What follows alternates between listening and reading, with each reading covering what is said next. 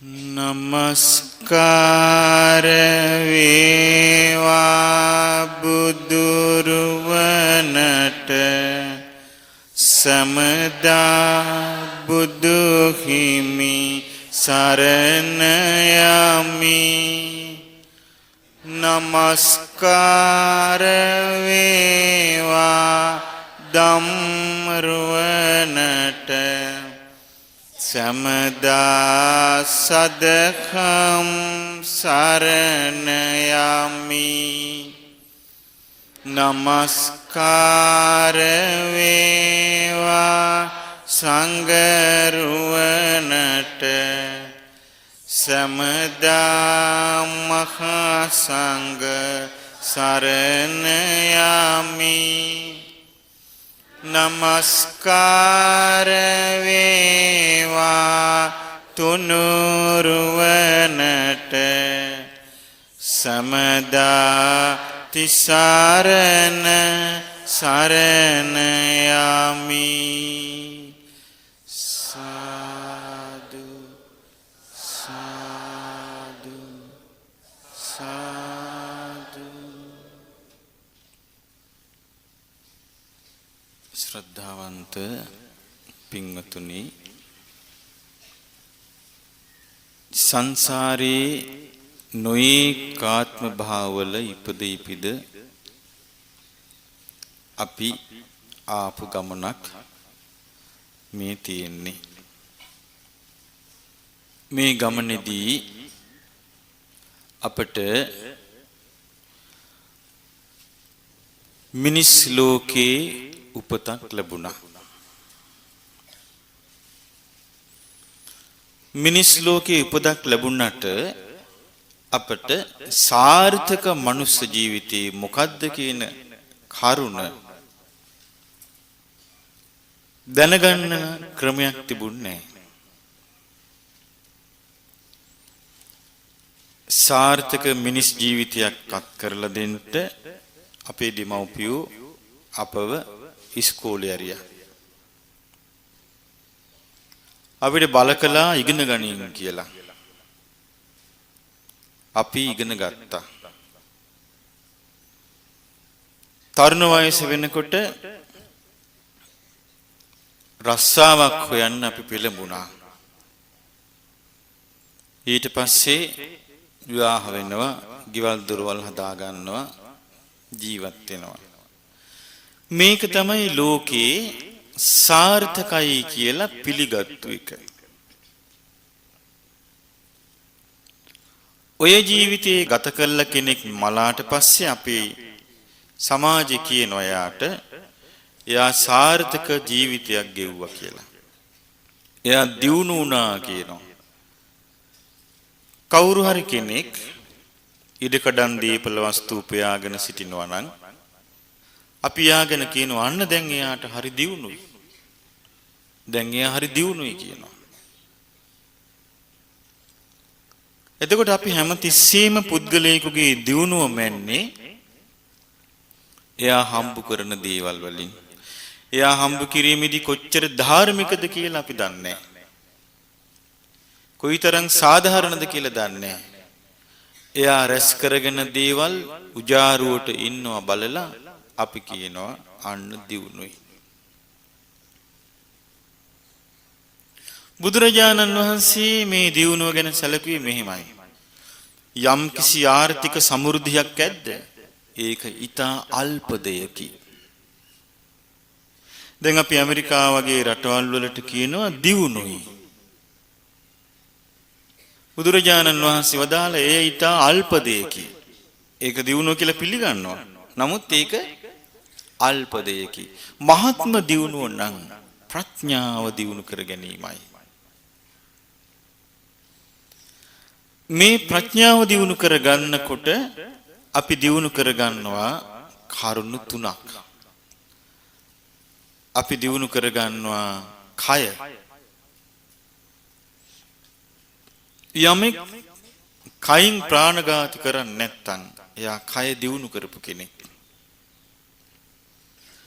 යමෙක් කය පාවිච්චි කළා සොරකමක් කරන්නේ නැත්නම් එයා කය දියුණු කරපු කෙනෙක්. කුඩා දෙයක්වත් සොරකමක් කරන්නේ නැත්තම් කය දියුණු කරපු කෙනෙක්. අපිට මේව අලුතෙන් කරන්න වෙලා තියෙනවා. අලුතෙන්ම කරන්න වෙලා තියෙනවා. මොකද එහෙම කය දියුණු වෙච්ච අය හරි අඩුයි. කය පාවිච්චි කරලා වැරදි කාම සේවනක යෙදෙන්නේ නැත්තම් කය දියුණු කරපු කෙනෙක් යා. කය පාවිච්චි කරලා මත්පැන් මත්ද්‍රව්‍ය පාවිච්චියක් බීඩිය සුරුට්ටුවක්වත් බොන්නේ නැත්තම් සිගරට්ටුවක්වත් බොන්නේ නැත්තම් යා කය දියුණු වෙච්ච කෙනෙක්. ඔය කරුණ වලින් වැළකී සිටිනවා කියන්නේ යා දියුණු කයක් පරිහරණය කරනවා. යම් කිසි කෙනෙක් අභූත අසත්‍ය බොරු කියන්නේ නැත්තම් එයා වචනේ දියුණු කරපු කෙනෙක්. කේලාම් කියන්නේ නැත්තම් එයා වචනේ දියුණු කරපු කෙනෙක්. පරුෂ වචන කියන්නේ නැත්තම් වචනේ දියුණු කරපු කෙනෙක්. අර්ථ ශූන්‍ය හිස් බොළඳ කතා කියෝ ඉන්නේ නැත්තම් වචනේ දියුණු කරපු කෙනෙක්. අන්න ඒක බුදුරජාණන් වහන්සේ දියුණුව හැටියට සලකන දෙයි. ඒ වගේම යම් කිසි කෙනෙක් සිටින් මේ ලෝකේ බාහිර දේවල් වලට ආස කළා අනුන්ගේ දේවල් වලට ඊර්ෂ්‍යා කරන්නේ නැත්තම් සිත දියුණුයි. ක්‍රෝධ කරන්නේ නැත්තම් සිත දියුණුයි. පල්ලි ගන්නේ නැත්තම් සිත දියුණුයි. බද්ධ වෛරී නැත්තම් සිත දියුණුයි. එකට එක කිරීම නැත්තම් සිත දියුණුයි. අකීකරුකම ඒ කිව්වේ ධර්මානුකූල අදහසට එකඟ නොවන බව නැත්තම් සිත දියුණුයි. මුලාව නැත්තම් සිත දියුණුයි. බුදුරජාණන් වහන්සේ පෙන්වා දෙනවා මේ දියුණුව ලබා ගන්නේ ප්‍රඥාවන්ත කෙනෙක්. අන්නේ දියුණුව තමයි මේ ලෝකේ සැබෑම දියුණුව. ඒ දියුණුව කරා යන්නේ ප්‍රඥාවන්ත පිරිසයි. ඒක ලබා ගන්නේ තම තමන් විසින් තම තමන් තුල ධර්මයේ ගොඩනැගීමෙන් විතරයි. වෙන කිසිම ක්‍රමයකට ඒක ලබා ගන්න බෑ. අපි කියමු භාවනා කරන පිරිසක් ඉන්නවා. මේ පිරිස ළඟට එනවා කෙනෙක් හොරකම් කරන්න හිතාගෙන. ඇවිල්ලා වාඩි වෙලා ඉන්නවා. එයා අර පිරිසේ වාඩි වෙලා හිටියට එයා ඒ පිරිසට අයිතිද? ඒ පිරිසට අයිති නෑ. අන්න ඒ වගේ තම තමන් විසින් ධර්මයේ තම තමන් තුළ ගොඩ නගා ගන්නකොට තමයි සැබෑම හිමිකාරය බවට පත් වෙන්නේ. එහෙම නැතුව පිරිසක් රැස් වුණාට පස්සේ අපිත් ඒ පිරිසට එකතු වෙන පමණින් ඒ පිරිසේ කොටස්කාරයෙක් වෙන්නේ නැහැ. දේශපාලනයට නම් එහෙම වේවි. නමුත් ධර්මයට එහෙම වෙන්නේ නැහැ. ධර්මයට වෙනස් එකක්. ධර්මයේ තිබෙනවා ගුණයක් පච්චත්තං වේදිතබ්බෝ විඤ්ඤෝහි කියලා. ඒ කියන්නේ විඤ්ඤෝහි කියවේ බුද්ධිමත් උදවිය විසින්. පච්චත්තං කියවේ වෙන් වෙන් වශයෙන්. වේදිතබ්බෝ අවබෝධ කරන්න ඕන.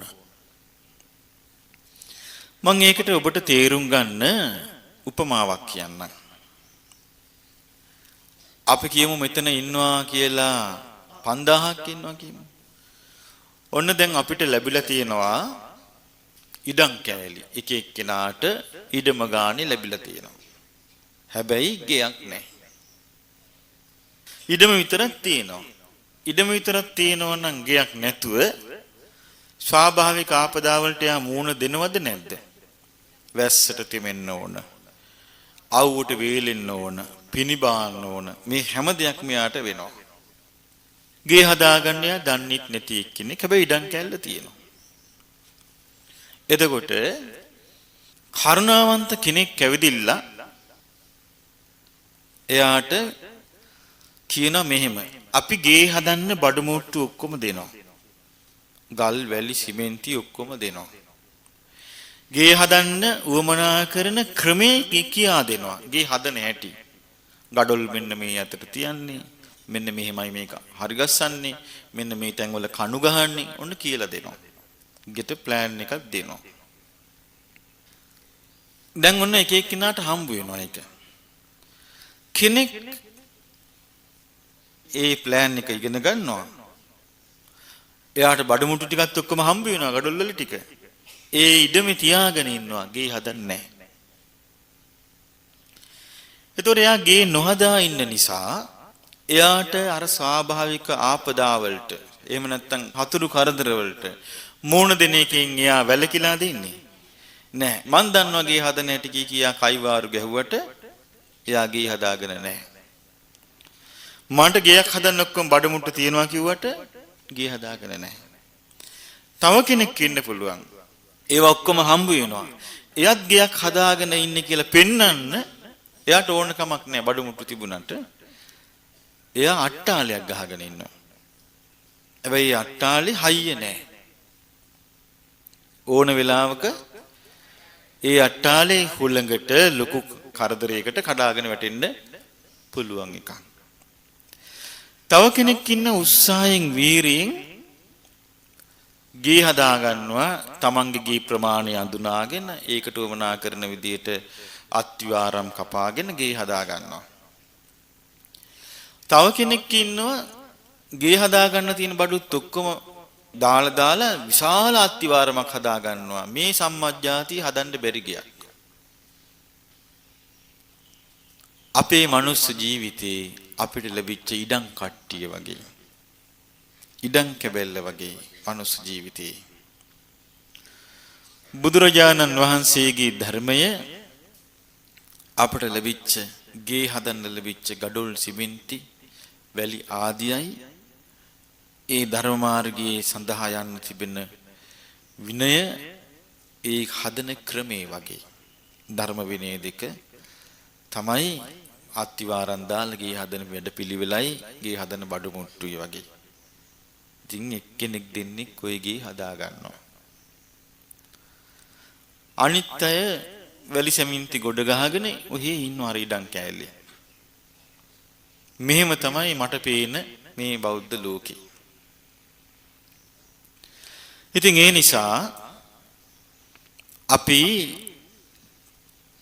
බුදුරජාණන් වහන්සේගේ ධර්මයේ තුලින් ඉස්සල්ලාම තමන් විසින් තමන්ව ගොඩනගා ගන්න ඕන. අන්නේ කරුණ බුදුරජාණන් වහන්සේගේ ධර්මයෙන් විතරයි අපට ලැබෙන්නේ. මම මේකයි කිව්වේ මේ පච්චත්තං වේදිතබ්බ විඤ්ඤෝ බුද්ධිමත් කෙනා වෙන්ගෙන් වශයෙන් අවබෝධ කරනවා කියලා. වෙන්ගෙන් වශයෙන් අවබෝධ කරන. ඒක රංචුවට අවබෝධ කරනවා නෙමෙයි. අපි ගත්තොත් 500ක් ඉඳලා 500 වෙන්ගෙන් වශයෙන් 500ම සමාධිය වැඩුවා කියමු. තේරුම මොකද්ද? වෙන්ගෙන් වශයෙන් නෙමෙයි මේක දිනු කරන්නේ. එහෙනම් මේක තම තමන් විසින් තම තමන් ගැන වග බලාගත යුතු කරුණක්. ඉතින් බුදුරජාණන් වහන්සේ අපට නිරන්තරයෙන්ම දේශනා කළා මේ ලෝකේ තිබෙන්නේ මම අර කලින් කිව්වේ අපි දියුණුව කිය අපි අහපු දේවල්. නමුත් මේ දියුණුව කියලා අපි සාමාන්‍ය ලෝකේ අහන කරුණු සියල්ලම නිට්ටයද අනිත්‍යද? අනිත්‍ය දේවල්. ඒ අනිත්‍ය දේවල් ගැන බුදුරජාණන් වහන්සේගේ අවබෝධය කොයිතරම් පළල්ද කියලා බලන්න. මේ දේශනාවේ නම ඉරවල් 7ක් උදා වීම ගැන වදාළ දෙසුම. සත්ත සූරියුග්ගමන සූත්‍රය.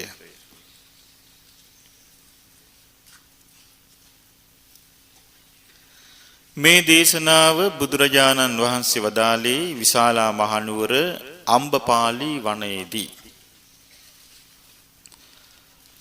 රැස්වුණ භික්ෂු සංඝයාට බුදුරජාණන් වහන්සේ මෙහෙම වදාළා. අනිච්චා භික්කවේ සංඛාරා. එතන සංස්කාර කියලා කිව්වේ මේ හේතුඵල ධර්මතාවෙන් ඇතිවෙච්ච යම් තාක් දේ ඇද්ද ඒ සියල්ල හේතු ප්‍රත්‍යයන්ගෙන් හටගත්තු දේවල්. බුදුරජාණන් වහන්සේ වදාලා අනිච්චා භික්කවේ සංඛාරා. මහණෙනි මේ සංස්කාර අනිත්‍යයි. අද්දුවා භික්කවේ සංඛාරා. දුව කියන්නේ ස්ථිරයි. අද්දුව කියන්නේ එතකොට අස්ථිරයි. මහණෙනි මේ හේතු ප්‍රත්‍යයන්ගෙන් හටගත්තු සෑම දෙයක්ම අස්ථිරයි. අනස්සාසිකා භික්කවේ සංඛාරා. අස්සාසිකයි කියන්නේ අස්වැසිල්ලක් තියෙනවා. අනස්සාසිකා කියන්නේ අස්වැසිලි රහිතයි. මහණෙනි මේ සංස්කාර අස්වැසිලි රහිතයි. යාවංචිදම් භික්කවේ අලමේව සබ්බ සංඛාරේසු නිබ්බින්දිතුම්. මහණෙනි ඒ නිසා මේ යම්තාක් හේතු ප්‍රත්‍යයන්ගෙන් හටගත්තු දේවල් ඇද්ද මේ වගේ අවබෝධයෙන්ම නිබ්බින්දිතුම් කලකිරෙන්නයි වටින්නේ. අලං විරජ්ජිතුම් අවබෝධයෙන්ම නොඇලෙන්නයි වටින්නේ. අලං විමුච්චිතුම් අවබෝධයෙන්ම නිදහස් වෙන්නයි වටින්නේ. බලන්න මේ බුදුරජාණන් වහන්සේගේ පණිවිඩයේ මිනිස්යන් හැටියට අපිට මේ පණිවිඩේ හරියටම අපි අල්ලගෙන හිටියනම් අපි කවුරුත් හිස් අතින් මැරෙවිද? හිස් අතින් මැරෙන්නේ නැහැ. මේ පණිවිඩය අල්ලගන්න බැරි වීම නිසා මේ අනිත්‍ය දේවල්ම අපි ගොඩ ගහගෙන අනිත්‍ය දේවල්ම සතුටින් පිළි අරගෙන ඒ තුලම අපේක්ෂා සහිතව ඉඳලා අස්වැසිලි රහිතව මැරිලා යනවා. බුදුරජාණන් වහන්සේ මේ අනිත්‍ය ධර්මතාවය මේ බලන්න ඉහළින්ම අපිට දේශනා කරන ආකාරය.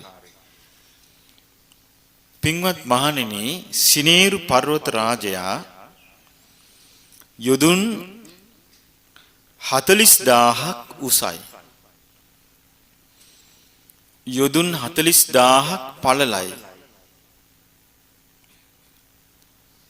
මේ පර්වත රාජයා මහා සාගරයට යට වෙලා තිබෙනවා 40000ක් යොදුන යට වෙලා තියෙනවා සාගර ජලයෙන්. 40000ක් යොදුන් සාගරයෙන් උඩට ඇවිදින් තියෙනවා. හැබැයි පින්වත් මහණෙනි ඒ වුණාට කාලයක් එනවා.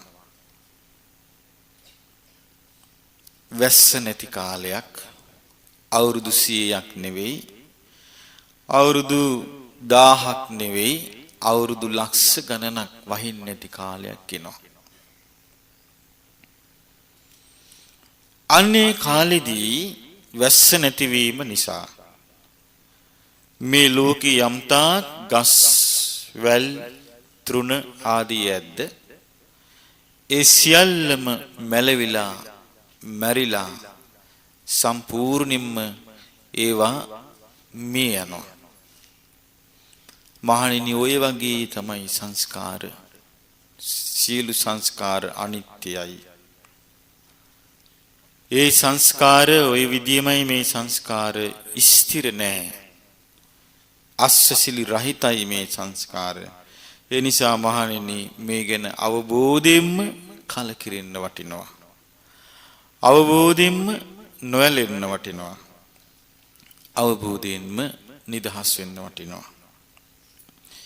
මහණෙනි තව කාලයක් යනකොට මේ සූර්යයාට අමතර තව ඉරක් මේ ලෝකෙට උදා වෙනවා. අන්නේ දෙවෙනි සූර්යයා ලෝකේ උදා වෙද්දී පොඩි පොඩි වැව් පොකුණු ජල තටාක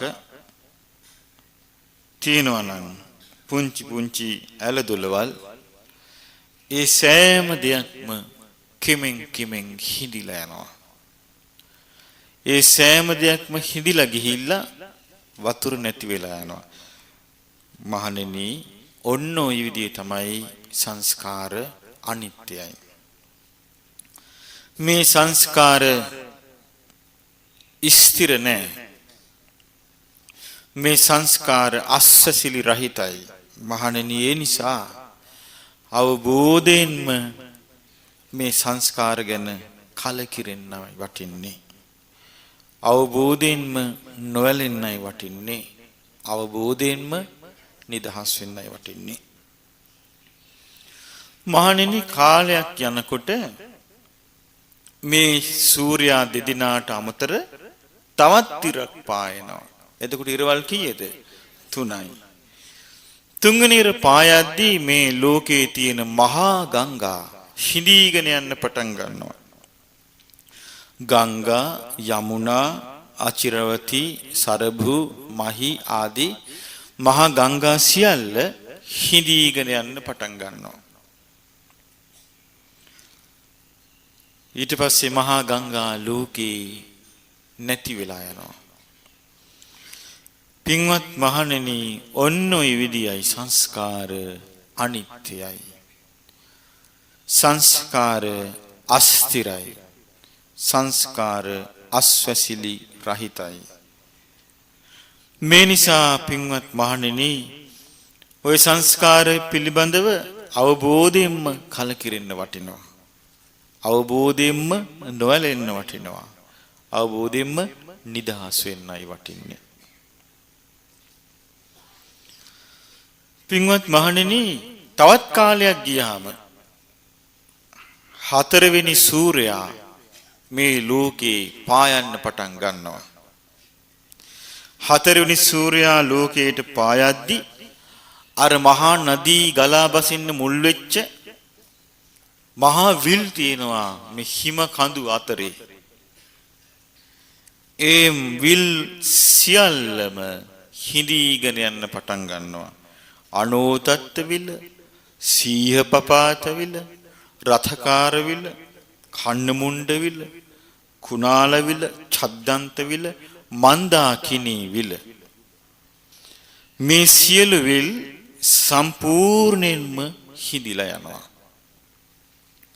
එතකොට පින්වතුනි, හතරවෙනි සූර්යයා පායනකොට මේ මහා පෘථුවියේ ජලය නැහැ. මහා පෘථුවියේ ජලයේ සියල්ලම හිඳිලා ගිහිල්ලා ඉවරයි. මහණෙනි, ඔන්න ඔය විදිහේ තමයි සංස්කාරයන්ගේ හැටි. සංස්කාර අනිත්‍යයි. සංස්කාර අස්තිරයි. සංස්කාර අස්වැසිලි රහිතයි. මේ නිසා මේ සංස්කාර ගැන අවබෝධයෙන්ම කලකිරෙන්න වටිනවා. අවබෝධයෙන්ම නොයැලෙන්න වටිනවා. අවබෝධයෙන්ම නිදහස් වෙන්න වටිනවා. මහණෙනි, කාලයක් යනකොට මේ සූර්යයා හතරක් දැන් පායලා තියෙන පස්වෙනි සූර්යයා පායනවා. පස්වෙනි සූර්යයා ලෝකයට උදා වෙනකොට මහා සාගරය හිඳෙන්න පටන් ගන්නවා. මහා සාගරයේ කිමෙන් කිමෙන් යුදුන් ගණන් හිඳීගෙන යනවා. යුදුන් ගණන් හිඳීගෙන ගිහිල්ලා කිමෙන් කිමෙන් මිනිස්සෙක් පවවන තරමට හිඳීගෙන ගිහිල්ලා තවත් හිඳිනවා. අන්තිමේදී වැස්ස වෙලාවට මඩ සහිත පොළවේ හරකෙක් ගමන් කළොත් ඒ හරකගේ කුරේට පොළව එරෙනවා. එතකොට මේ පොළවේ හිටිනවා ඒ කුරේ පුංචි වලක් වගේ. ඒකේ වතුර චුට්ටක් තියෙනවා. ආන්නේ වගේ මහා සාගරයේ ජලය ගව කුරින් හැරුණු වලක වතුර ස්වල්පයක් තිබෙන්නේ යම්සේද අන්නේ වගේ වෙනවා. අන්තිමේදී ඒකත් හිඳිලා ඇඟිල්ලෙන් ගා ගන්න තරම් වතුර ටිකක් නැතු යනවා. පස්වෙනි සූර්යයා පායනකොට මේ පෘථිවියේ වතුර සියල්ලම ඉවර වෙලා යනවා. සම්පූර්ණයෙන්ම දිය බිඳක්වත් නැතු යනවා. මහණෙනි, මේව තමයි සංස්කාරය. සංස්කාරයන් අනිත්‍යයි. සංස්කාරයන් අස්ථිරයි. සංස්කාරයන් අස්සසිලි රහිතයි. මේ නිසා මේ සංස්කාර ගැන අවබෝධයෙන්ම කලකිරෙන්නයි වටින්නේ. අවබෝධයෙන්ම නොයැලෙන්නයි වටින්නේ. අවබෝධයෙන්ම නිදහස් වෙන්නයි වටින්නේ.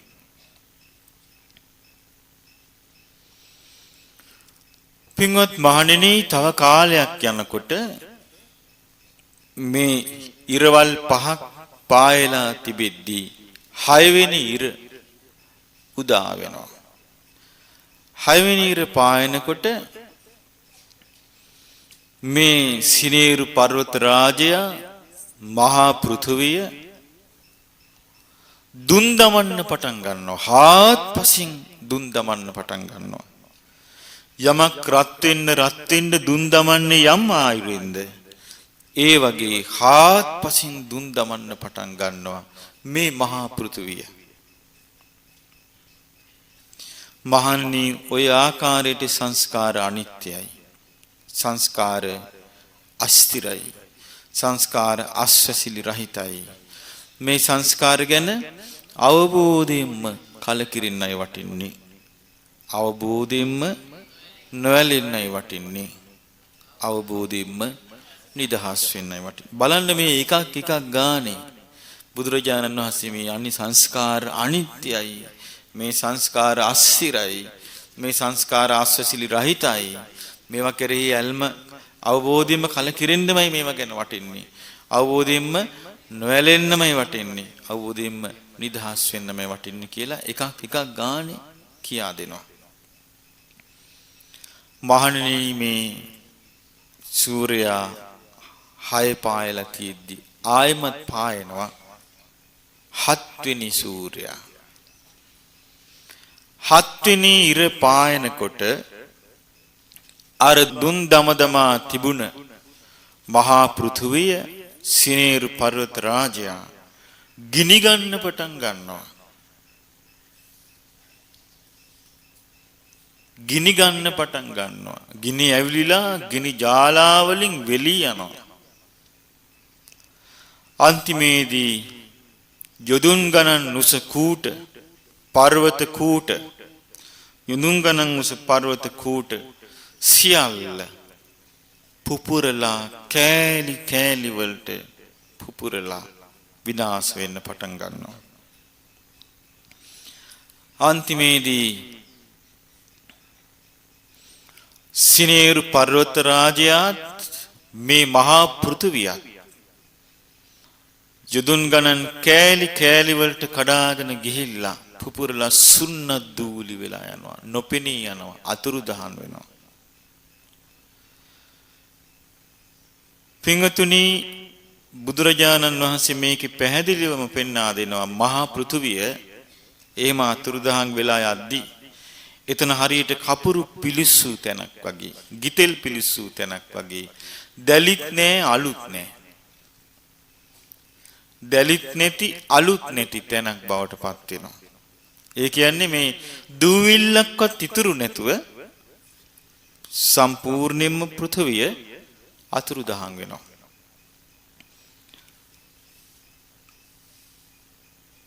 කොයි කාලෙද මේක සිද්ධ වෙන්නේ? මේ මහා භද්‍ර කල්පෙද? මේ මහා භද්‍ර කල්පේ අවසන් වුණාම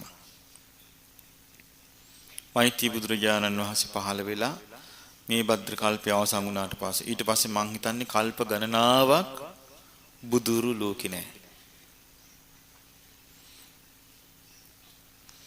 ඒවං අනිච්චා භික්කවේ සංඛාර, මේ විදිහට මේ සංස්කාර මහණෙනි අනිත්‍යයි. අද්දුවා භික්කවේ සංඛාර, මහණෙනි මේ සංස්කාර අස්තිරයි.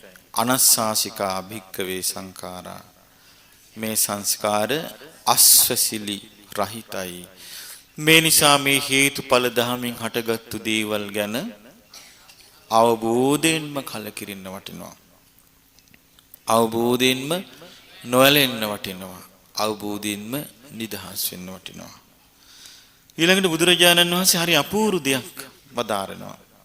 తත්‍ර භික්ඛවේ කෝ මන්තා කෝ සද්ධාතා යායන්ච මහා පඨවි ස්නේරූච පබ්බත රාජා ඩයිහිස්සන්ති විනාසිස්සන්ති න භවිස්සන්ති इति අඤ්ඤත්‍ර දිට්ඨ පදේහි. මහණෙනි, ඔය කාරණේ ගැන මම ඒ කාරණේ කිව්වේ මහා පෘථුවියත් මහා සිනේරු පර්වත රාජයාත් ඔය ආකාරයට ගිනි අරගෙන විනාශ වෙලා අන්තර්ධාන වෙලා යනවා කියන ඔය කරුණ මම බුදුරජාණන් වහන්සේ වදාලා මම සම්මාදිට්ඨිය ඇති වෙච්ච අයත් එක්ක ඇර වෙන කවුරු එක්කනම් කතා කරන්නද කවුරු නම් පිළිගන්නේවිද කියලා අහනවා. ඒ මොකද ඒකේ තේරුම? සම්මාදිට්ඨිය ඇති වෙච්ච අය දන්නවා අනිත්‍ය දේ අනිත්‍ය වශයෙන් දන්නවා දුක් දේ දුක් වශයෙන් දන්නවා තමාගේ වශයෙන් පවත්වන්නට බැරි දේ අනාත්ම වශයෙන්ම දන්නවා. එබඳු කෙනෙකුට මේ අනිත්‍ය ගැන කතා කිරීම කළ හැකි දෙයක්. වෙන කෙනෙකුට ඇහුවොත් එහෙම කොහේ වෙන්න දෝවා? කොහේ වෙන්න දෝවා? ඇයි අනිත්‍යයි කියන කරුණ දන්නේ නැහැ. දැන් බලන්න මුහුද ගැන අපි හිතාගෙන හිටපු දේ සාමාන්‍ය මුහුද ගැන අපි විතර නෙමෙයි මුහුදට ඇලුම් කරපු පහරද හිතාගෙන හිටියේ මුහුදට ඇලුම් කළේ කොහොමද? ඔව් වෙරළ ඉක්මවා යන්නේ නැති නිසා. සාගර රළ වෙරළ ඉක්මවා යන්නේ නැති නිසා. බුදුරජාණන් වහන්සේ දේශනා කළා මේ වගේ තමයි කිව්ව මාගේ ශ්‍රාවකයෝත්. නමුත් ඒ බඳු සම්මුතියකින් පවතින වෙරළ පවා සයුර පවා කොතරම් අනිත්‍යද?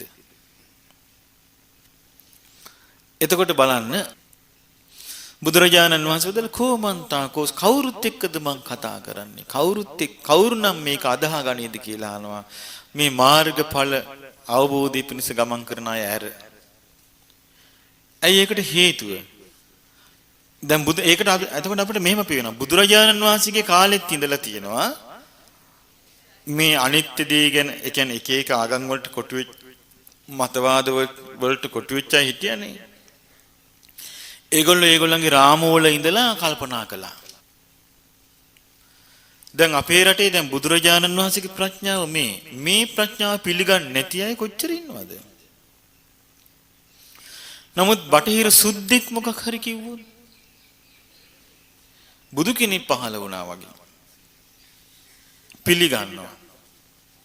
දැන් බුදුරජාණන් වහන්සේගේ ප්‍රඥාවට අලගු තියන්නවත් පුළුවන් කමක් ලෝකේ කාටවත් බෑ.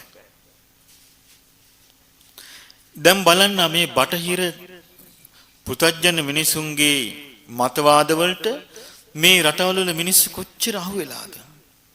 ගිලලාද? ඒකට වෙන්න බැරුව දඟලනවාද? දැන් බටහිර සුද්ධ කිව්වොත් මේක කවදාවත් විනාශ වෙන්නේ නැහැ කියලා. ඒක මේ මිනිසුන්ට ඇත්ත. අන්න ඒ වගේ අර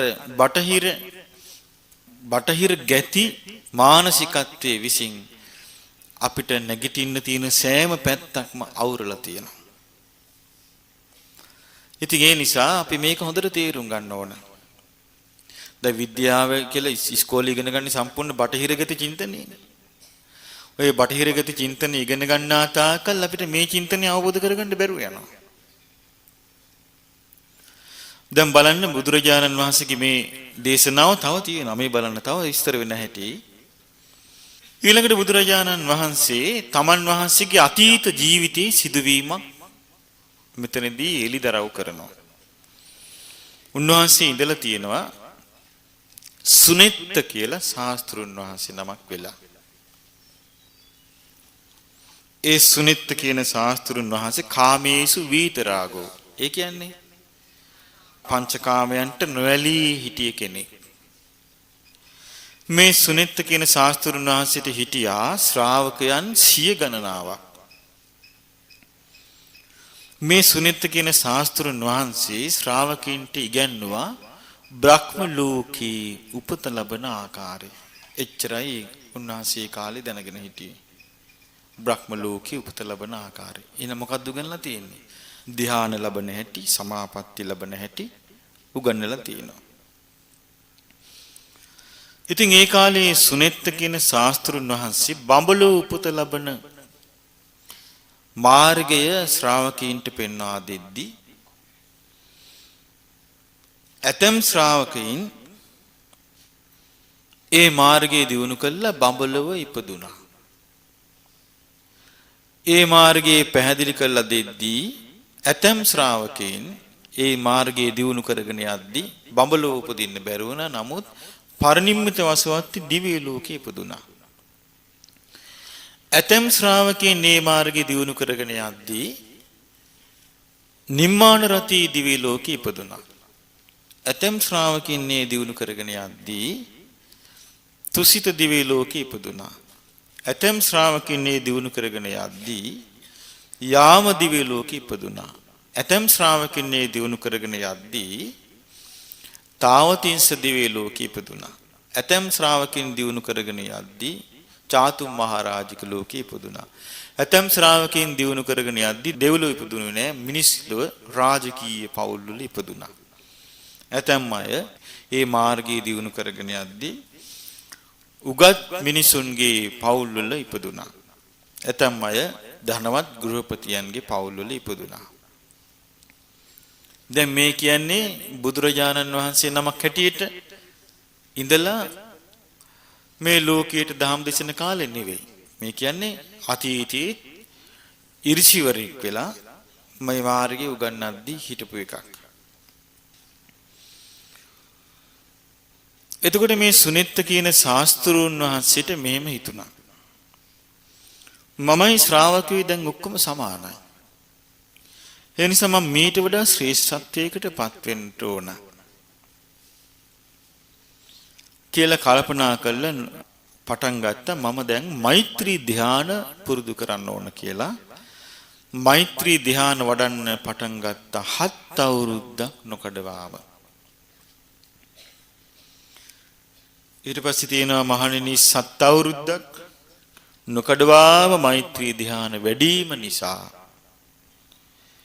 මේ සුනීත ශාස්ත්‍රුන් වහන්සේ සංවට්ට කල්ප විවට්ට කල්ප 7ක් මිනිස් ලෝකෙට ආවේ නැහැ. සංවට්ට කල්ප කියලා කියන්නේ ලෝකේ විනාශ වේගෙන යන කාලෙට. විවට්ට කල්ප කියලා කියන්නේ ලෝකේ නැවත සකස් වේගෙන යන කාලෙට. ඒ සංවට්ට කල්පයේදී ලෝකේ විනාශ වේගෙන යද්දී ආබස්සර ලෝකේ උපදිනවා. ලෝකේ සකස් වේගෙන යද්දී ශූන්‍ය බ්‍රහ්ම විමානවල උපදිනවා.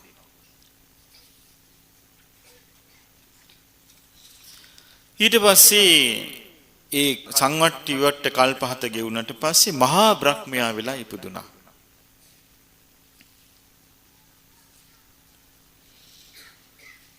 ඒ වගේම 36 වතාවක් සක්‍ර දිව්‍ය රාජයා වෙලා ඉපදුනා.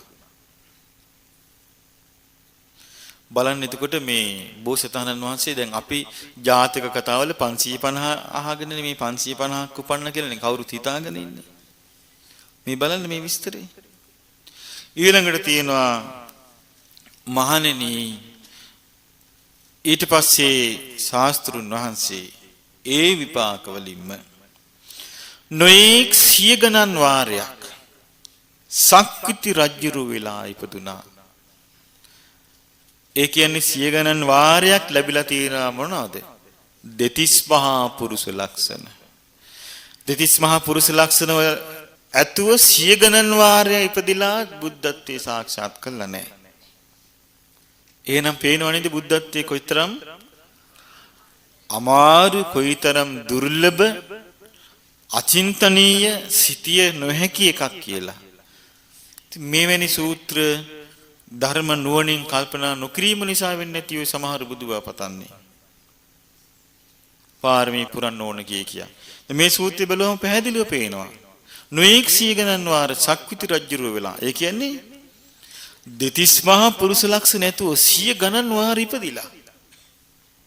නමුත් බුදු වෙලා නැහැ. බුදුරජාණන් වහන්සේ ඊළඟට දේශනා කරනවා මහණෙනි ඒ සුනේත්‍ර කියන ශාස්ත්‍රුන් වහන්සේ මෙතරම් දීර්ඝ කාලයක් මේ විදිහට ගත කළාට සංසාරෙන් නිදහස් වෙන්න බැරුව ගියා. ජාති ජරා මරණ ශෝක වැළපීම් දුක් දුම්නස් සුසුම් හෙලින් වලින් නිදහස් වෙන්න බැරුව ගියා. දක්කද සංවට්ට විවට්ට කල්ප 7ක් පහලට ඇවිල්ලා නැහැ. ආවස්සර ලෝකින් බ්‍රහ්ම ලෝකෙට, බ්‍රහ්ම ලෝකින් ආවස්සර ලෝකෙට, ආවස්සර ලෝකින් බ්‍රහ්ම ලෝකෙට, බ්‍රහ්ම ලෝකින් ආවස්සර ලෝකෙට. ඊට පස්සේ මහා බ්‍රහ්මයා වෙලා උපන්නා. ඊට පස්සේ 36 වතාවක් සක්‍ර දෙවියන් වෙලා ඉපදිලා. නොඑක් සියගණන් වාර චක්‍රවර්ති රජුරු වෙලා ඉපදිලා. දැන් මේකෙන් අපිට මේ අනිත්‍ය බවත් දීර්ඝ බවත් ගැන යම් කිසි ඡායාවක් හිතා ගන්න පුළුවනි. අපි හිතාගෙන ඉන්නේ නෙමෙයි අපි මේ සංසාරේ අපිට තියෙන අවබෝධයක් නැතිකම නිසා අපිට මේක මේ තරම් දීර්ඝ බවක් තේරෙන්නේ. ඉතින් බුදුරජාණන් වහන්සේ වදාළ මහණෙනි නිදහස් වෙන්න බැරුව ගියා. ඒ සුනිත්ත ශාස්ත්‍රූරයාට ජාතිය කිව්වේ ඉපදීමෙන් ජරා මරණයෙන් ශෝක වැළපීම් දුක් දුම්නස් වලින් නිදහස් වෙන්න බැරි වුණා. දැන් අනිත් එක තමයි මේකෙදී දැන් මේ ඉහෙළම දේ ඉන්නේ බුදුරජාණන් වහන්සේ මේ කතා කරන්නේ. දැන් බලන්න මෙතන කතා කරන්නේ ඉහෙළම දේවල්. මොකද්ද? මේ සංවට්ට කල්ප වෙනකොට ආබස්සර ලෝක උපදිනවා. විවට්ට කල්ප වෙනකොට බ්‍රහ්ම විමානවල උපදිනවා. මහා බ්‍රහ්ම වෙලා උපදිනවා. ඊළඟට දිව්‍ය ශක්‍ර දෙවිය වෙලා 36 වතාවක්. නොඑක් සිය ගණන් වර මේ සක්විති රජුරු. මේ කියන්නේ ඉහෙළම තැන නෙමෙයිද? මේ ඉහෙළම දේවල් නෙමෙයිද මේ කියන්නේ? එහෙම දේවල් කියලා කියනවා මහණෙනි ජාති ජරා වලින් මිදලා නැහැ. එතකොට අපි මේ බුදුරජාණන් වහන්සේ ඉහෙළම දේ පෙන්නලා කරන කතාව අපිට තේරුම් ගන්න අපිට චුට්ටක් මොලේ ඕන. අපිට මේක තේරුම් ගන්න. එපමණ ඉහළ තත්වයෙන් ඉඳලත් ජාති ජරා මරණ වලින් නිදහස්ුනේ නැත්නම් අපි වගේ අය ගැන කවර කතාවද? අපි මේ මහා ලුගුවට තම තමන් ගැන හිතාගෙන හිටියට මේවා ගැන කවර කතාවද? මේ සිද්ධියත් එක්ක අපි සංසන්දනය කරලා බැලුවොත් මොකද්ද තියෙන්නේ අපිට? අනිත් එක තමයි මේක එක දිගට දැන් මේ එක දිගට කියන්නේ දුගතියක් ගැන කතා කරන්නේ නැතුව සුගතිය විතරක් කතා කරලා කියන්නේ ජාති ජරා මරණ වලින් නිදහසුන් නැහැ කියලා. සාමාන්‍ය සත්‍යය යන්නේ සුගතියේ දුගතියේ ගමන් කර කර යන්නේ. අර ඒක මට මතක නැහැ කතා වස්තුව ප්‍රේත වස්තුවේ තියෙන්නේ. ඒකේ තියෙනවා පෙරේතියක් කියනවා ඒගොල්ලෝ කන කෑම ලිස්ට් එක. පෙරේතියක් කියනවා මේ මිනිස්සු කිව්සුම් ගියාට පස්සේ කිඹුහුම් ගියාට පස්සේ හොටු හූරනෝනේ. ඒව තමයි කියන කවන්නේ. දැන් මිනිස් ලෝකේ බත් මාළු කාපු අය. පෙරේත ලෝක ගියාට පස්සේ. ඊළඟට ගැබ් මල. ඊළඟට අසුචි. ස්ත්‍රීන්ගේ පුරුෂයන්ගේ සිරුරු වලින් පහ වෙන පිළිකුල් දෑ මේව තමයි කනවා කියන්නේ. ඒතර ඉබඳු සසරක් ගැන බුදුරජාණන් වහන්සේ වර්ණනා කරයිද? මේ සසරත් ජාති ජරා මරණ වලින් නිදහසුන් නැහැ කියනවා නම් සුගතිය ගැන කියලා. ඊළඟට බුදුරජාණන් වහන්සේ වදාළා "ඇයි මාණෙනි මෙහෙම වුනේ?" කරුණු හතරක් ඒ සුනිත්ත ශාස්ත්‍රූරයාට අවබෝධ කරගන්නට බැරුව ගියා. ඒ කරුණු හතර තමයි ආර්ය සීලය, ආර්ය සමාධි, ආර්ය ප්‍රඥා, ආර්ය විමුක්ති. ඊළඟට බුදුරජාණන් වහන්සේ වදාලා "මහණෙනි දැන් මම ඒ ආර්ය සීලය අවබෝධ කරගත්තා. ආර්ය සමාධිය අවබෝධ කරගත්තා. ආර්ය ප්‍රඥාව අවබෝධ කරගත්තා. ආර්ය විමුක්තිය අවබෝධ කරගත්තා.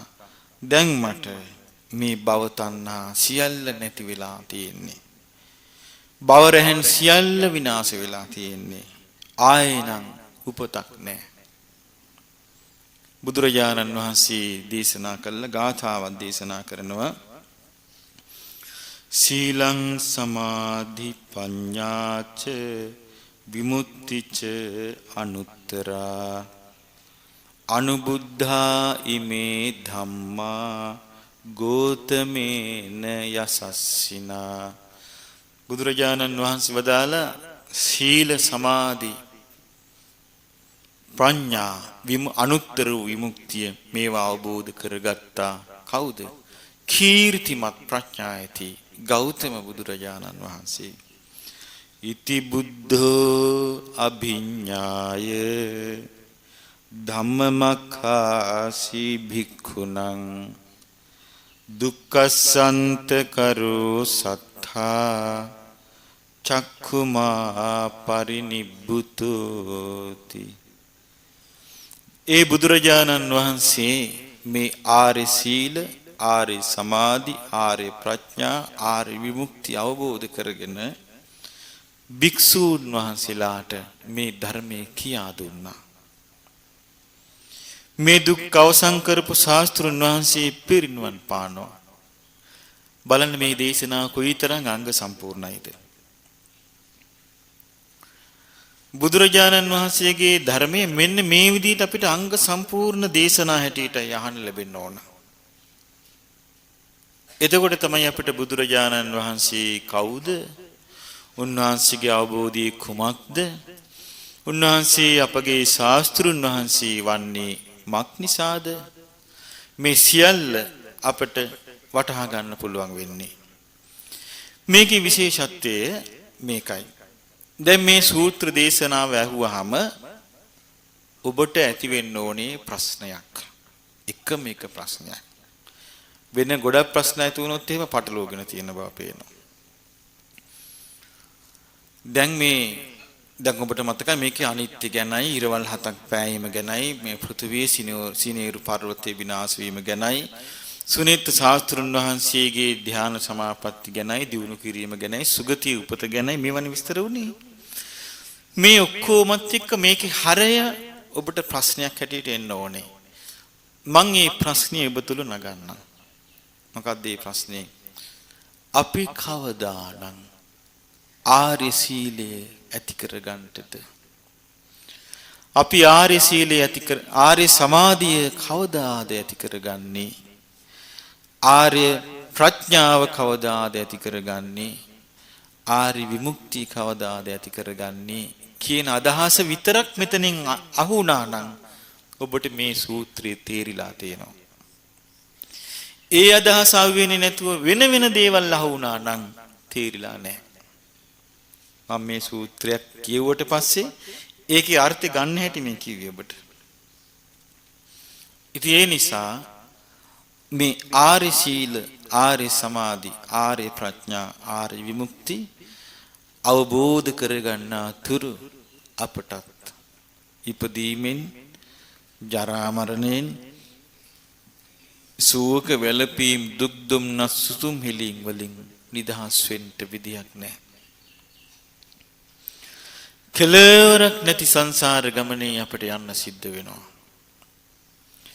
මේක අවබෝධ වෙච්ච නැති අය අර සුනාමි සිදුවීම දිහා බලලා කියනවා.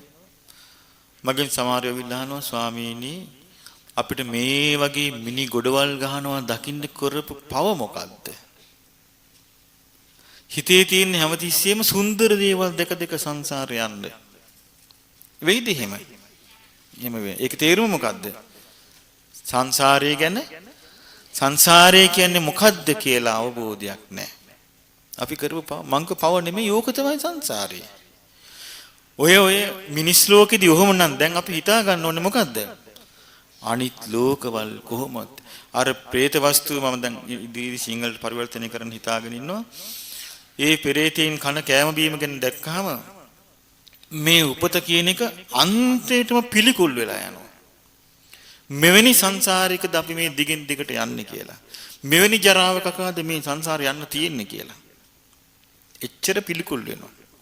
ඒ වගේම ලොකු උනන්දුවක් ඇති වෙනවා, අනේ අපිට ඉක්මනට මේ ධර්ම මාර්ගෙ ගිහිල්ලා සෝවාන්වත් වෙන්න ඕන, නැත්තම් ඉතින් මේ ගොඩට වැටෙන්න ඉඩ තියෙනවා කියලා. ආනේ පණිවිඩේ තමයි මේ ධර්මයෙන් ගන්න තියෙන්නේ. සමහර කෙනා අනේ මේ සුනාමි වල සිදුවීම දිහා බලලා අනේ කවදාවත් ආයෙ නම් මෙවැනි විපතක් උපනුපන් ආත්මික සිද්ධ වෙන්න එපා. ලැබෙයිද? නෑ. යන්න තිබෙන්නේ ඒවට මෝන දිදීමයි. යන්න තියෙන ඒවට මෝන දිදීමයි. ජරා මරණ ශෝක වැළපීම් දුක් දුම්නස් සුසුම්ගලීන් වලින් තොර උපතක් ගැන බුදුරජාණන් වහන්සේ දන්නවා නම් ඒකාන්තයෙන් උන්වහන්සේක අපට කියා දෙනවා. අපි පැහැදිලිව දන්නවා යන්න තියෙන ගමනේ කොයිතරම් භයානකද කියන්නේ. ඒකයි බුදුරජාණන් වහන්සේ වදාළේ මහණෙනි ප්‍රමාද වීම කියලා කියන්නේ අන්තිම භයානක දෙයක් කියලා. මතකද අර කාන්තාව පිරිසක් මත් පැම්බිව්වා. බුදුරජාණන් වහන්සේ වදාළේ මොකද්ද? මොනවට උඹලා hina වෙනවද? කෝණුහාසු. කිමානන්ද උඹලා මොකක් ලැබිලා සතුටු වෙනවද? නිච්ඡම් පජ්ජලති සති උඹලා හැමතිස්සෙම ගිනි ගන්නවා.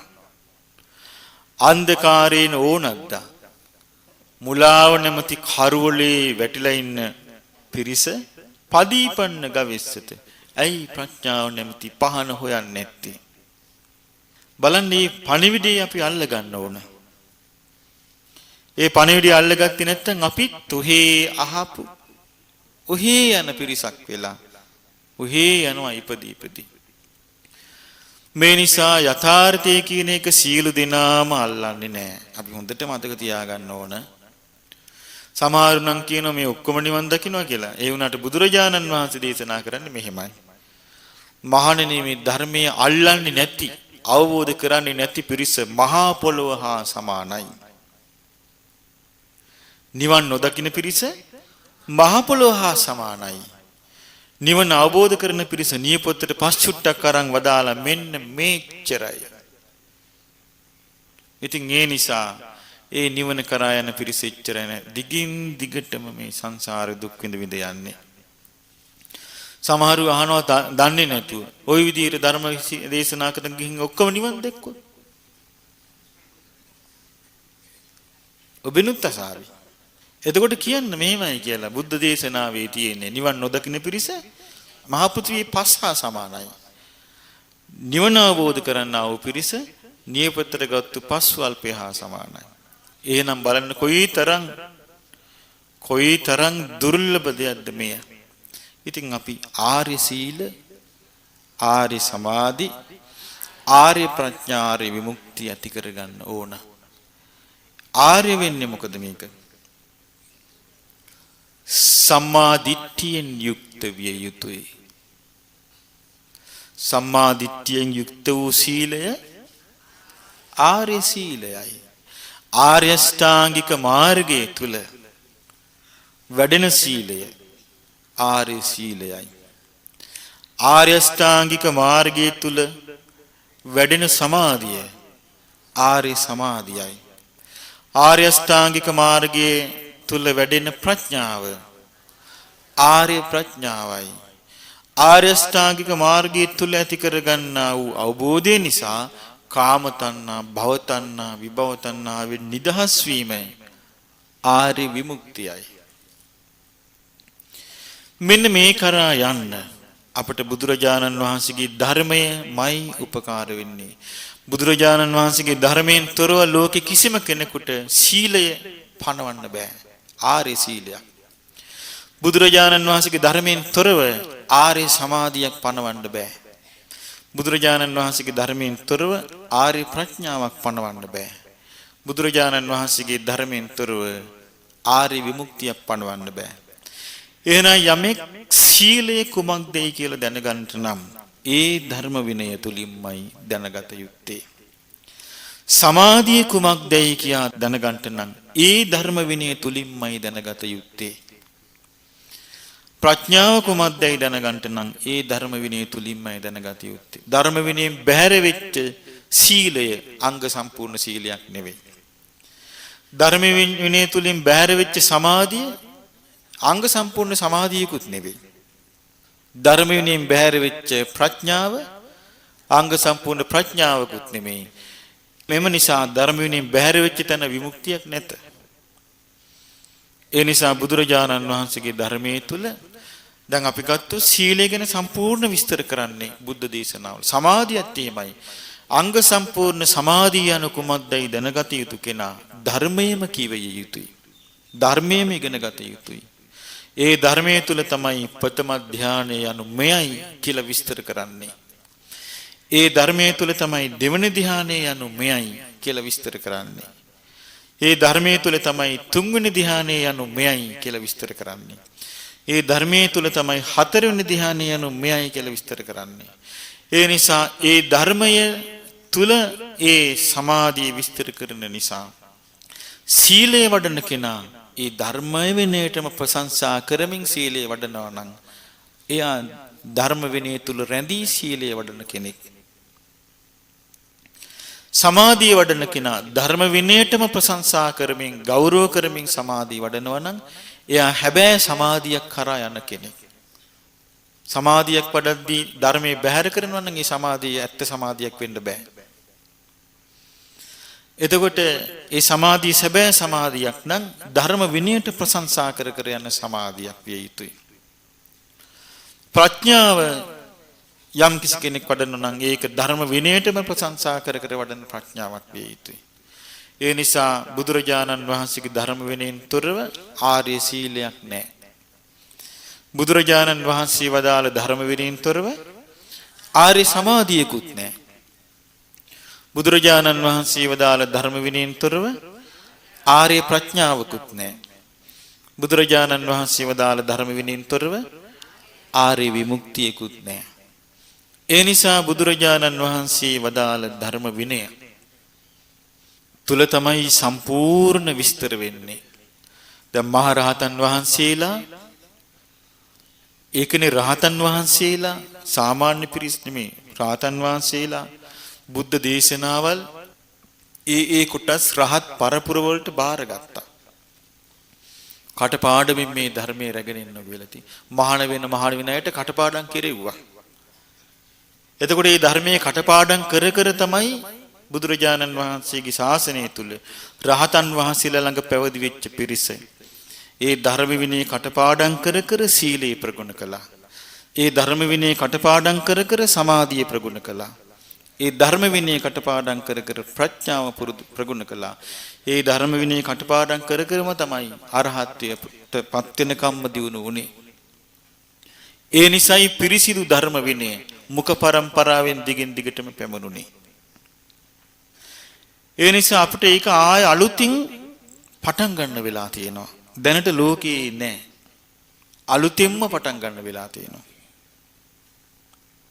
ඉතින් ඒ නිසා අපිට පැහැදිලිව පේනවා මේ ධර්ම මාර්ගයේදී හැබැයි එකයි ඉලක්කේ. මොකද්ද? චතුරාර්ය සත්‍ය ධර්මය අවබෝධ කර ගැනීම.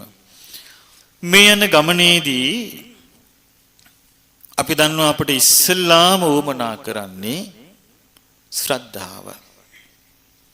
ශ්‍රද්ධාව මොකද්ද? සද්ධාති තථාගතස්ස බෝධින්. අපි මේ එක එක්කිනාගේ අවබෝධය ගැන පහදින්න නෙමෙයි මේ ශාසනයට ඇතුළු වෙන්නේ. කාගේ අවබෝධය ගැන පහදින්නද? බුදුරජාණන් වහන්සේගේ අවබෝධය ගැන පැහැදීමටයි. බුදුරජාණන් වහන්සේ විස්තර කරනවා සද්ධාති තථාගතස්ස බෝධින්. තථාගතයන් වහන්සේගේ අවබෝධය ගැන පහදින්න ඕන. පැහැදිලා ඒක අදහා ගන්නවා අරහං. බුදුරජාණන් වහන්සේ රාග දේශ මොහ නැති කෙනෙක්. සම්මා සම්බුද්ධ චතුරාර්ය සත්‍ය ධර්මය ගුරුපදේශ රහිතව අවබෝධ කරපු කෙනෙක්. විද්‍යාචරණ සම්පන්න ඒ අවබෝධයට අනුවම ජීවිතේ පවත්වා වදාළ කෙනෙක්. සුගත සුන්දර නිවන මඟ වන ආර්ය මාර්ගයේ ආර්ය අෂ්ටාංගික මාර්ගයේ අනුගමනය කළ නිවන සාක්ෂාත් කරපු කෙනෙක්. ලෝකවිදු සකල විද ලෝකයන් ගැන පරිපූර්ණ අවබෝධයකින් යුක්තව ඉඳලා ලෝකයෙන් නිදහස් වෙච්ච කෙනෙක්. අනුත්තර පුරුෂ ධම්මසාරති. දමනය කළ නොහැකි අය දමනය කිරීමෙහි අනුත්තර වූ උත්තමයන් වහන්සේ. සත්තා දේව මනුස්සානං. දෙවියන්ගේත් මිනිසුන්ගේත් ශාස්ත්‍රූන් වහන්සේ. බුද්ධ අවබෝධ කොට වදාළ උතුම් ධර්මය අන්නයට අවබෝධ කරවීම පිණිස මහා කරුණාවෙන් දේශනා කරපු කෙනෙක් භගවා මේ සියලු ගුණ දැරීමට වාග්යවන්ත කෙනෙක්. ආනේ මතේ ඒ පැහැදීම තමයි මේ ධර්ම ගවේෂණය අපේ මේ ධර්ම හැසිරීමේ ආරම්භය. ඒ පැහැදීමට ආපු නැති එක්කිනා කැරකි තමන්ගේ මතේටමයි එන්නේ. කැරකි තමන්ගේ දේම හුවා දක්වන්න පුළුවනි. තමන්ගේ දේම හුවා දක්වන්න පුළුවනි. නමුත් මේ ශ්‍රද්ධාවට පැමිණිච්ච එක්කිනා එහෙම නැහැ. ශ්‍රද්ධාවට පැමිණිච්ච එක්කිනා තමන්ගේ දේ නෙමෙයි බලන්නේ. තමන්ගේ දේ ඕනෑම වෙලාවක අතෑරලා ධර්මයේ පිළිගන්නවා. අන්න ඒක තමයි අවබෝධයෙන්ම ශ්‍රද්ධාවට පැමිණිච්ච කිනාව තේරුම් ගන්න තිබෙන ක්‍රමය. මොකද බුදුරජාණන් වහන්සේ අපිට බොහෝම පැහැදිලිව දේශනා කළා. අපිට දේශනා කළා තියෙනවා සප්ත අපරිහානීය ධර්ම දේශනා කළා තියෙනවා. අපිට දේශනා කළා තියෙනවා ඒ වගේම කරුණු හතරක් ගැන අපිට ඊමොසිමස බලන්න කියලා. කොහොමද? සමහර විට ලෝකයේ ප්‍රසිද්ධ කෙනෙක් කියන්න පුළුවන් මෙයයි ධර්මය, මෙයයි විනය, මෙයයි ශාස්ත්‍රීය ශාසනය කියලා. බුදුරජාණන් වහන්සේ වදාලා ඒකට කියන්නේ සතර මහා ප්‍රදේශ. පිළිගන්නත් එපා, ප්‍රතික්ෂේප කරන්නත් එපා. ධර්මයට විනයට දාලා බලන්න. ධර්මයට විනයට දාලා බලනකොට ධර්මයේ විනයලා ගැලපෙන්නේ නැත්තම්, ධර්මයේ විනයලා ඒ බසින් නැත්තම් ඒ බැහැර කරන්න කියනවා. මෙය ධර්මයේ නෙවෙයි. මේ විනය නෙවෙයි. මේ ශාස්ත්‍රීය ශාසනය නෙවෙයි. ඊළඟට සංඝ පිරිසක් සම්මත කරනවා. මෙයයි ධර්මයේ, මෙයයි විනය, මෙයයි ශාස්ත්‍රීය ශාසනය කියලා. පිළිගන්නත් එපා, ප්‍රතික්ෂේප කරන්නත් එපා. ධර්මයේ විනයට ගලපා බලන්න. ධර්මයේ හිලා සසඳන්න, විනය හිලා බහා බලන්න. ධර්මයේ හිලා සසඳනකට සසඳෙන්නේ නැත්තම්, විනය හිලා බලනකට බැහැන්නේ නැත්තම් ඒක ආතාරින්න කියනවා. මේ ස්වාමින් වහන්සේලාට මේ වැරදි ලෙස අල්ලගත්තු එකක්. ඊළඟ සංඝයා විසින් සම්මත කරනවා අසවල් භික්ෂුන් වහන්සේ නිවැරදි දෙයක් ධර්මයේ විනය කියා දෙනවා කියලා. ඒකත් ධර්මයට බහා බලන්න කියනවා. එහෙම නැත්නම් භික්ෂුන් කීප දෙනෙක් එකතු වෙලා කියනවා මේකයි ධර්මයේ, මේකයි විනය, මේකයි ශාස්ත්‍රීය ශාසනය. ධර්මයේ විනයලා බහා බලන්න කියනවා. සතර මහා ප්‍රදේශ ආනන්ද චෛත්‍ය ස්ථානයේදී බුදුරජාණන් වහන්සේ පිරිනිවන් පාන්න කලින් අපට දේශනා කළේ අනාගතයේදී යම් ආරවුල් ඇති වුණොත්, ප්‍රශ්න ඇති වුණොත් මේක බහා බලන්න කියලා. ඉතින් මේ කරුණු ඉගෙන ගත්තට පස්සේ ධර්මයේ විනය තුල බහා බලන්න පුරුදු වෙන්න කෙනා කිසිම ගැටලුවක් නැතුව ධර්ම විනයේ ඉදිරියට යනවා. මොකද අපි එහෙම කිව්වේ ධර්මයේ විනයෙහි බහා බලන්න බැරි අය තමයි හරියට මේ ලෝකේ ඉන්නේ. ධර්මයේ විනය නොහදාල කෙනෙක් ධර්මයේ විනය බහා බලන්න දන්නේ නැහැ. ඒකට ධර්මයේ විනය කියලා හිතාගෙන ධර්මයේ විනයේ ස්වરૂපයේ ගත්ත වෙනත් දෙයක් වුණත් පුරුදු කරන්න පුළුවන්. මොකද අපි දන්නවා සමහර මව්වරු ඉන්නවා සංසාරයේ බිය දැකලා මාර්ගඵල ලබන්න උවමනාව තියෙනවා. ඉතින් මේ මව්වරු මේ බුදුරජාණන් වහන්සේගේ ධර්මයේ උගන්වනකොට සමහරට මෙහෙටත් එනවා. ඇවිල්ලා කල්පනා කරනවා මේ ස්වාමීන් වහන්සේ කමටහන් දෙන්නේ නැහැ. මගඵල දෙන්නේ නැහැ. ධර්මයේ උගන්වනවා විතරයි කියලා. නමුත් මේක තමයි ක්‍රමය. කමටහන් කියලා දෙයක් බුදුරජාණන් වහන්සේ කාටවත් දීලා නැහැ. පෞද්ගලිකව කතා කරලා උපදෙස් දීලත් නැහැ එහෙම. පොදු වශයෙන් කතා කිරීමක් කරලා තියෙනවා. එතකොට මේක තමයි ක්‍රමය. තව කෙනෙක් කියනවා නෑ ඔය කිව්වට ඕක හරි දිග කල් යන ක්‍රමයක් ඔය. ඒ නිසා අපි ළඟට එන්න අපි ඉක්මනින් මගපල දෙනවා. ඉතින් දන්නේ නෑ. අනේ එතෙන්ට යනවා. ගියට පස්සේ ඉතින් කියනවා දැන් විනාඩි 10ක් සමාධිය වඩන්න මම 4 වෙනි ධ්‍යානෙට දාලා දෙන්නම්. දැන් මෙහෙම කරන්න. ඊට පස්සේ කියනවා අයියෝ අපි කොච්චර කාලයක් ගියාද මේ පොල් ගහවල කිසි වැඩක් උනේ නෑනේ. ධර්මය අල්ලලාද නැද්ද? නෑ. ධර්මය කියන්නේ මොකද්ද කියලා දන්නෙත් නැහැ. ධර්මයේ හික්මෙන්නා වූ විනය කියන්නේ මොකද්ද කියලා දන්නෙත් නැහැ. ඉතින් ධර්මයේ කියලා පෙන්වා දෙනවා. ඒකයි. සමහරු කියා දෙනවා නෑ භාවනා කිරීම ඕනම නැහැ කියනවා. භාවනා කිරීම ඕනෙම නැහැ කියනවා. සෝත කියන්නේ කන, ආපන්න කියන්නේ කන්ට වැටෙනවා. එතකොට ඕගොල්ලෝ අහගෙන ඉන්න අපි කියන්න මගපල නිකම්ම ඔබ ලබයි. එතනට යනවා සමහරු.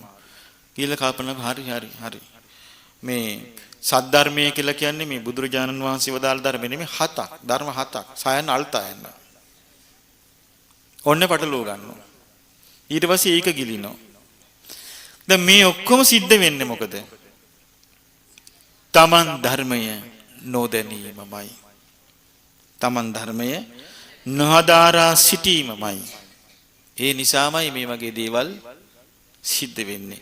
ධර්මයේ දන්න කෙනාට එහෙම වෙන්නේ නැහැ. ඕනෑම පරිසරයක ඕනෑම අවස්ථාවක ඕනෑම දෙයක් මැද්දෙන් ව්‍යා හැමතිස්සෙම ප්‍රශංසා කරන්නේ ධර්මයමයි. මොකද හේතුව මේ අපි මේ රහතන් වහන්සේලාගේ දේශනා අපි මේ හොඳට මේව හදාරන්න රහතන් වහන්සේලා කවදාවත් තමන්ව හුවා දැක්ුවේ නැහැ. මේක මගේ අත්දැකීම, මේක මගේ අවබෝධය කීකේ හුවා දැක්කලා නැහැ. රහතන් වහන්සේලා හැමතිස්සෙම බුදුරජාණන් වහන්සේගේ ධර්මයටමයි ප්‍රශංසා කරන්නේ. සෝතාපන්න විච්ඡය ගැන විස්තර තියෙනවා මේවා. බුදුරජාණන් වහන්සේගේ ධර්මයටමයි ප්‍රශංසා කරන්නේ. ඒ නිසා මේ මාර්ගයේ ගමන් කරන පිරිස ඔන්න අඳුන ගන්න පුළුවන් තැනක්. මොකද්ද? එයා මේ මාර්ගයේ ගමන් කිරීමෙන් තමන්ගේ ප්‍රධානත්වයක්, තමන්ගේ නායකත්වයක්, තමන්ගේ අවබෝධයේ අනිත්‍යයට දීමක් කරන්නේ. එයා මොකද්ද කරන්නේ? ධර්මයම කියා දෙනවා. බුදුරජාණන් වහන්සේ මේ විදිහට දේශනා කළා, මේ විදිහට දේශනා කළා, මේ විදිහට දේශනා කළා කියලා ධර්මයම කියා දෙනවා. ඉතින් ඒක අපිට හොඳ ලස්සනට මේ සූත්‍ර දේශනා කියවද්දී ඊටාම පැහැදිලිව අපිට දකින්න ලැබෙනවා. ඒ නිසා අපිට උවමනේ අන්න ඒ වගේ ශ්‍රද්ධාවක්. සමහරු හිතාගෙන ඉන්න බුදුරජාණන් වහන්සේගේ ධර්මය කියන්නේ බුද්ධ ශාසනය කියලා කියන්නේ මේ ගොඩනැගිලි මහා පිංකම් කියලා. ඉතින් ඒව හදලා එයා සන්තෝෂ වෙනවා. මම දැන් ශාසනය වෙනුවෙන් සෑහෙන්න කළා කියනවා. ශාසනය වෙනුවෙන් යා කරපු දෙයක් නෑ. සමහරු සීලය සම්පූර්ණ කරගන්නවා. හිතලා එයා කල්පනා කරනවා දැන් ඉතින් හරි මගේ. මම ශාසනයෙන් ප්‍රයෝජනෙ ගත්තා. ප්‍රයෝජනයක් මදි. මේක මේ වගේ එකක්. බුදුරජාණන් වහන්සේගේ ශාසනය ගහක් වගේ. ගහක තියෙනවා කොළ දලු මල්, අතුපතර, පොතු, එළය, අරටුව. බුදුරජාණන් වහන්සේගේ ශාසනය හැටියට තිබෙන්නේ මොකද්ද? අරටුව, අරහත් ඵල විමුක්තිය, ආර්ය විමුක්තිය. එතකොට මේ අරටුව කරා යනකම්ම කෙනෙක් සෑහීමකටපත් නොවි අවබෝධයෙන්ම මේ ධර්ම මාර්ගයේ යන්න ඕන. සෑහීමකටපත් නොවි. අන්නේ විදිහට මේ ධර්ම මාර්ගයේ ගමන් කිරීම තුළ මොකද සමහරු ඉන්නවා සමාධියක් වැඩෙන්නේ නැහැ. සමාධියක් වැඩෙන්නේ නැති එක්කෙනා පසුබට වෙනවා. ඒ කෙනා දන්නේ නැහැ ධර්මයේ හැසිරීමේදී එකේ තම තමන් තුළ තිබෙන කුසලතාවල වෙනස්කම් තිබෙන බව. දැන් මේ ධර්මය අවබෝධ කරගන්න කොටස් දෙකක් පෙන්නනවා. ඉක්මනට සමාධිය වැඩෙන පිරිස එක කොටසක්. සමාධිය වැඩෙන්නේ නැති පිරිස එක කොටසක්. සමාධිය වැඩෙන පිරිසට කියනවා සැප ප්‍රතිපදාවේ ගමන් කරන පිරිස. සමාධිය වැඩෙන්නේ නැති පිරිසට කියනවා දුක් ප්‍රතිපදාවේ ගමන් කරන පිරිස. සමාධිය වැඩෙන එක්කිනාට නීවරණ ධර්ම සංසිඳන නිසා යාගේ ප්‍රතිපදාව සැපයි. හැබැයි මේ සැප වූ ප්‍රතිපදාව තුලත් අවබෝධයේ එක කොටසක් ඉන්නවා වේගවත්ව අවබෝධ කරනවා, තව කොටසක් ඉන්නවා හිමීට අවබෝධ කරනවා. ඒ කියන්නේ දැන් සමාධිය හොඳට දියුණු කළා හිට එයා පටිච්ච සමුප්පාදි පංච උපාදානස්කන්ධය ආයතන 6 ආදී යෝනිසෝ මනසිකාරේ නුවණින් විමසීමස බලද්දී එයාට ඉක්මනින් මේවයි යථා තත්ත්වය අවබෝධ වෙනවා සමාධිය තුලින්. ඒතර ඒ කිනාට සමාධියත් දියුණු වෙනවා ප්‍රඥාවත් දියුණු වෙනවා.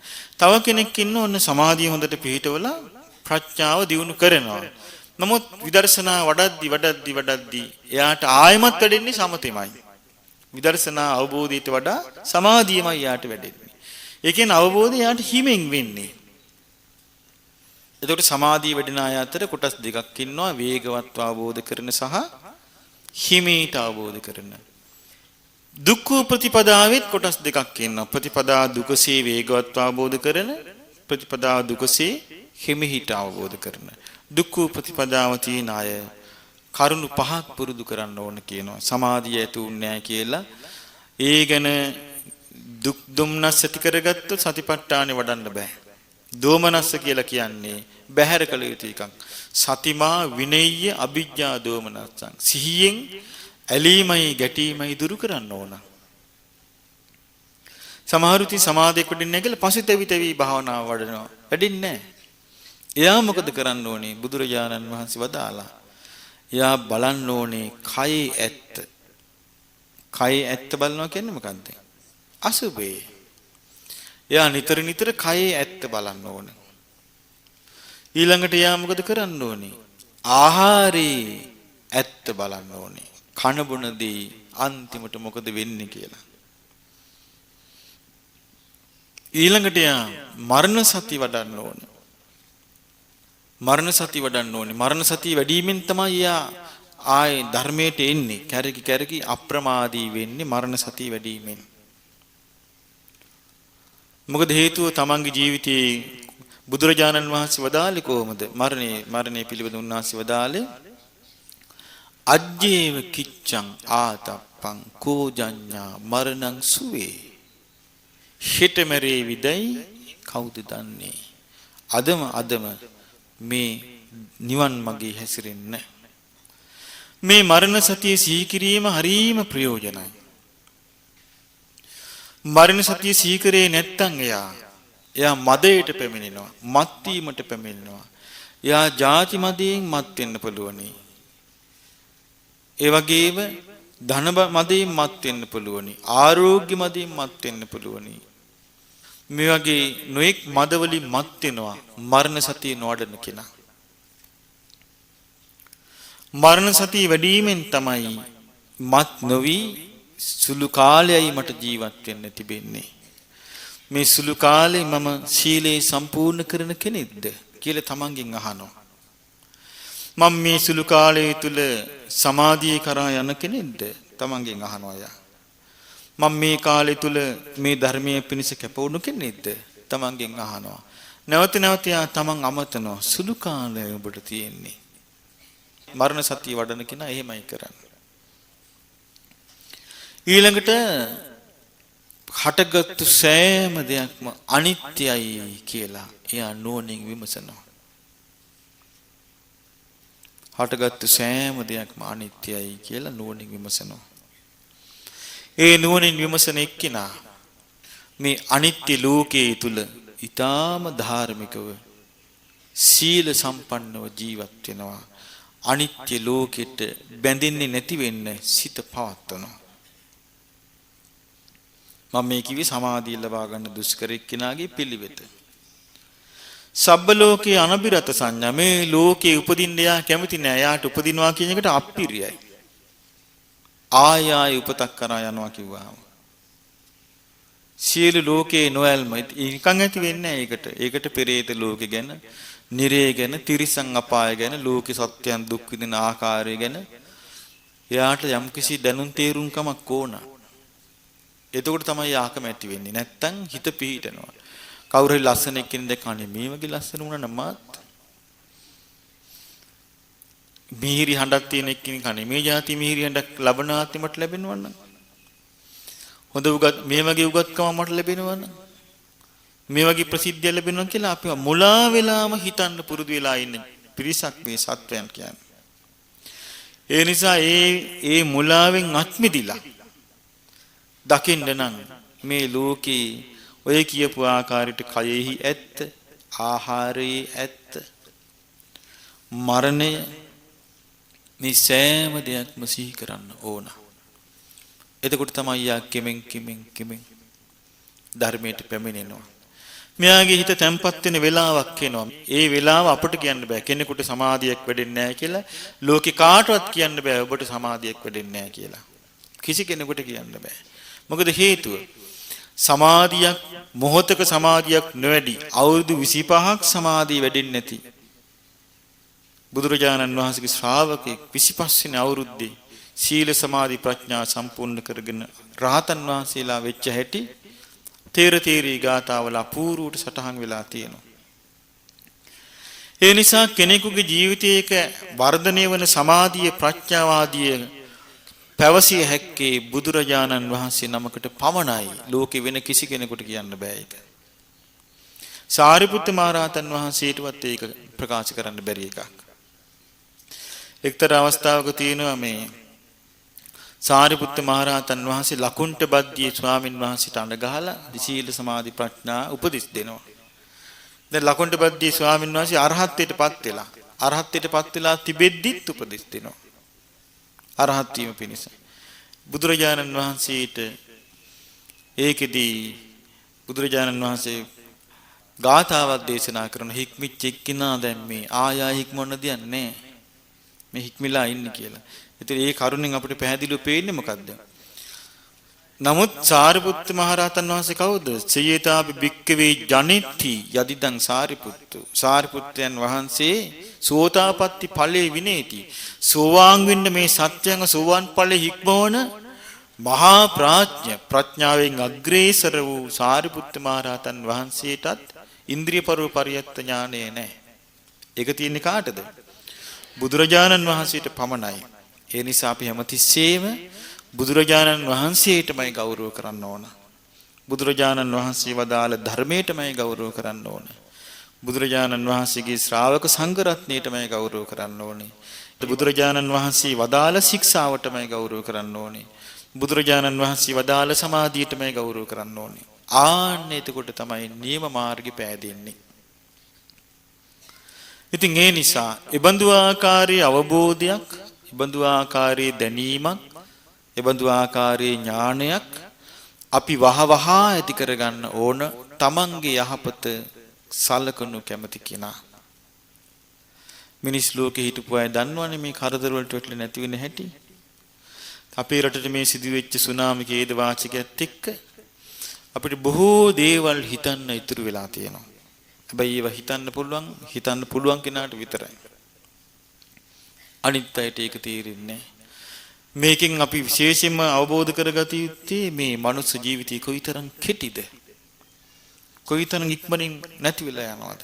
ඉතින් ඒ නිසා අපි මේ ලැබිච්ච මනුස්ස ජීවිතයේදීවත් ඉක්මනින් සම්මා දිට්ඨිය ඇති කරගෙන ආර්ය සීල, ආර්ය සමාධි, ආර්ය ප්‍රඥා, ආර්ය විමුක්ති කරා පිය නගන්නට උතුම් ශ්‍රී සද්ධර්මය අපි මාර්ගෝපදේශකයන් වහන්සේ හැටියට බුදුරජාණන් වහන්සේගේ උතුම් ශ්‍රී සද්ධර්මයේ පෙරමුණෙහි තබාගෙන අපිත් මේ ගෞතම බුද්ධ ශාසනයේදීම චතුරාර්ය සත්‍ය ධර්මයේ අවබෝධ කරගන්නවා කියන අදහසෙන් සාදු සාදු සාදු